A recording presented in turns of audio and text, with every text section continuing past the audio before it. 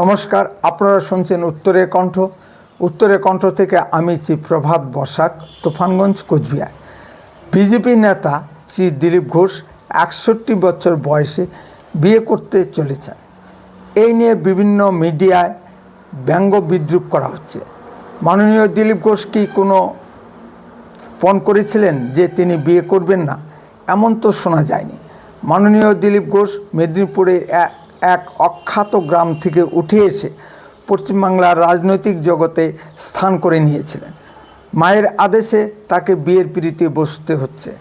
কলকাতার নিউ টাউনে বিয়ের আসর বসছে। খুব ঘনিষ্ঠজনরা এই বিয়েতে নিমন্ত্রণ পেয়েছেন। ইতিমধ্যে দিলীপ ঘোষের মা ও তার মামার বাড়ির লোকজন এসে গেছেন। দুই পরিবারের মধ্যে অতি সংক্ষিপ্ত অনুষ্ঠানের ভিতর দিয়ে এই বিয়ে সম্পন্ন হবে। নিন্দুকেরা যাই বলুন না কেন, তার সভাপতিত্বের আমলে বিজেপি পশ্চিমবাংলায়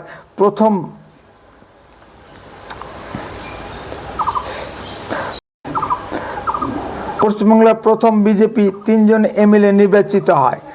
বিজেপির ভোট প্রাপ্তির শতাংশ ৭-৮% থেকে প্রায় 40% গিয়ে দাঁড়ায়। পশ্চিমবাংলার সফল বিজেপি সভাপতিদের মধ্যে তার নাম বলতেই হবে। প্রথম জীবনে তিনি সংঘের প্রচারক হিসেবে বিভিন্ন দায়িত্ব পালন করে শেষ পর্যন্ত আন্দামানের সংঘের প্রচারক হিসেবে কাজ করেছিলেন। সেখান থেকে তুলে এনে তাকে পশ্চিমবাংলার মতো এক দুরূহ জায়গায় বিজেপি পরিচালনার দায়িত্ব দেওয়া হয়। মাননীয় তপন শিকদার যেমন অখ্যাত বিজেপিকে পশ্চিমবাংলায় জনমানসে স্থান করে দিয়েছিলেন, তেমনি দিলীপ ঘোষ বিজেপির স্থান পশ্চিমবঙ্গের ক্ষেত্রে জনমানসে প্রথিত করে দিয়েছেন। এটাই হয়তো বিজেপি বিরোধী মিডিয়ার ব্যঙ্গ বিদ্রূপের কারণ হতে পারে। আমি দেখেছি মাননীয় দিলীপ ঘোষ বিভিন্ন মণ্ডল ধরে 16 সালের দিকে 5-6 জন কর্মী নিয়ে বৈঠক করে সংগঠনকে সাজিয়েছেন। অন্য কোনো সভাপতিকে আমি এ ধরনের পরিশ্রম করতে দেখিনি। হয়তো তার শিক্ষাগত যোগ্যতা কম। তার তীব্র সমালোচক মাননীয় তথাগত রায়, তিনিও বিজেপির সভাপতির দায়িত্ব পালন করেছেন। তিনি দলকে কি সাফল্যের জায়গায় নিয়ে যেতে পেরেছিলেন? নিজের সীমাবদ্ধতার কথা একটু চিন্তা করবেন। যেসব জায়গায় বিজেপির নেতা কর্মীরা যেতে পারত না, সেখানে জীবনের ঝুঁকি নিয়ে গিয়ে সভা করে বিজেপিকে স্থান করে দিয়েছিলেন। নিরাপদ ঠান্ডা ঘরে বসে বা অফিসে বসে অনেক কথাই বলা যায়, কিন্তু কার্য করতে সেটা কাজে আসে না। মাননীয় দিলীপ ঘোষের কথাবার্তা রাজনৈতিক জগতে পশ্চিমবাংলার ক্ষেত্রে একটি স্টাইল হয়ে দাঁড়িয়েছে। পশ্চিমবাংলার শিক্ষিত মহলের মতে দিলীপ ঘোষ নাকি অনেক কাঁচা কথাবার্তা বলেন। আমার মতে তিনি সোজা কথাকে সোজাভাবেই বলতে ভালোবাসেন। এতে কারো গোসা হলে বা কারো গায়ে লাগলে তিনি তা পরোয়া করেন না। এই হলো দিলীপ ঘোষের চরিত্র। তিনি হয়তো সংগঠনের কাজের চাপে বিয়ে করার সময় পাননি, এখন পেয়েছেন তাই করছেন।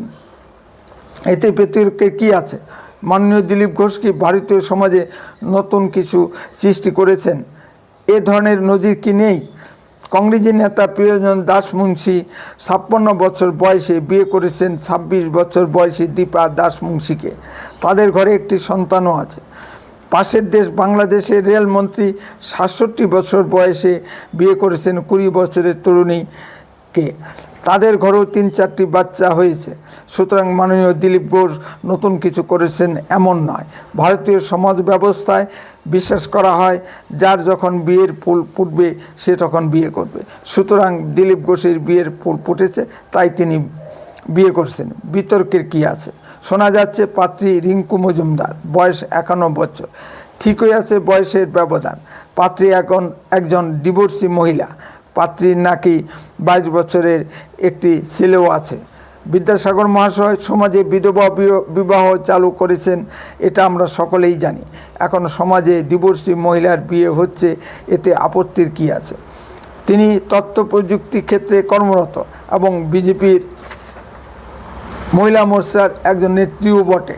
আমরা দেখেছি বিজেপি সাংসদ সৌমিত্র খানের প্রথম বিয়ে তৃণমূলের কারসাজিতে ভেঙে গেছে। কারো বিয়ে ভেঙে দেওয়া বা স্বামী স্ত্রীর ভিতর গণ্ডগোল লাগিয়ে দেওয়া কি ভদ্রলোকের কাজ? তৃণমূল এটাও করে দেখিয়ে দিয়েছে যে তৃণমূল কোনো ভদ্রলোকের দল নয়। তৃণমূল যাকে যেভাবে টেম্পার করা যায় তাই করে চলেছে। কারো বিয়ে ভেঙে দিচ্ছে, কারো জমি দখল করছে, কারো ব্যবসাপত্র বাড়িঘর বন্ধ করে দিচ্ছে, কাউকে জল খেতে দিচ্ছে না। এতেও শেষ না করতে পেরে এখন তৃণমূল নেত্রী মাননীয়া মমতা ব্যানার্জি চাকরি বিক্রির দুর্নীতিকে ধামাচাপা দিতে সাম্প্রদায়িক দাঙ্গা সৃষ্টি করেছেন। তৃণমূল নেত্রী সাম্প্রদায়িক দাঙ্গা সৃষ্টির জন্য আন্তর্জাতিক ইসলামী সন্ত্রাসবাদীদের সঙ্গে হাত মিলিয়েছেন। যেটুকু তথ্য পাওয়া যাচ্ছে তাতে দেখা যাচ্ছে মুর্শিদাবাদের সাম্প্রদায়িক দাঙ্গার সৃষ্টির পটভূমি রচিত হয়েছে স্পেনের রাজধানীতে বসে। দিল্লিতে যখন ওয়াকফ বিল নিয়ে সংসদে উত্তপ্ত আলোচনা চলছে তখনই নীরবে তারই মন্ত্রিসভার মন্ত্রী সিদ্দিকুল্লাহ চৌধুরী ও কলকাতা হাইকোর্টের এক উকিল মোফাক্কেরুল ইসলাম বিভিন্ন জায়গায় গিয়ে অশিক্ষিত মুসলিমদের ওয়াকফের বিরুদ্ধে সভা সত্য মিথ্যা বলে উত্তেজিত করেছে।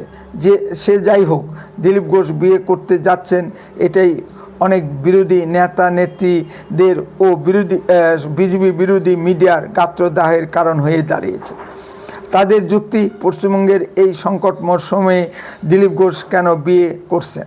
আমরা উত্তরে কণ্ঠের তরফ থেকে নবদম্পতিকে আগাম শুভেচ্ছা জানাই। উত্তরে কণ্ঠ সর্বদাই বাস্তব ও সত্য কথা বলে।